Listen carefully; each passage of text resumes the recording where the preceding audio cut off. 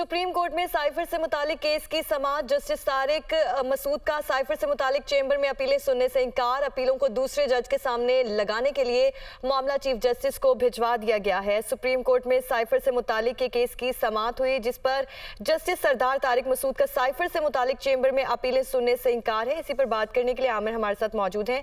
आमिर, बताइएगा, जस्टिस तारिक मसूद की जानिब से अपीलें सुनने से क्यों इनकार किया गया है?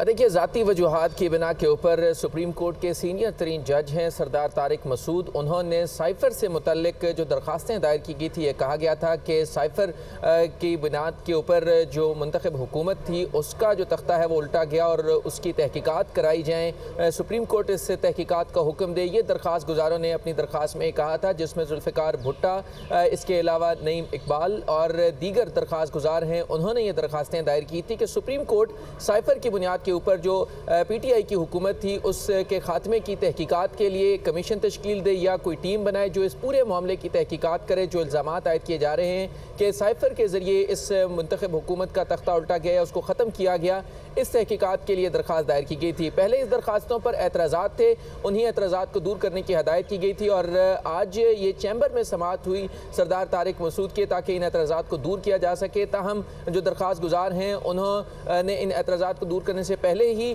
जो सरदार तारिक मसूद हैं, सुप्रीम कोर्ट के सीनियर जज हैं, उन्होंने ज़ाती वजूहात की बुनियाद के ऊपर इन दरख्वास्तों को सुनने से इनकार कर दिया है और ये मामला अब chief justice of Pakistan justice Umar Ata Bandial को भेज दिया है ताकि वो किसी दूसरे जज के पास इस केस को समाअत के लिए मुकर्रर करें।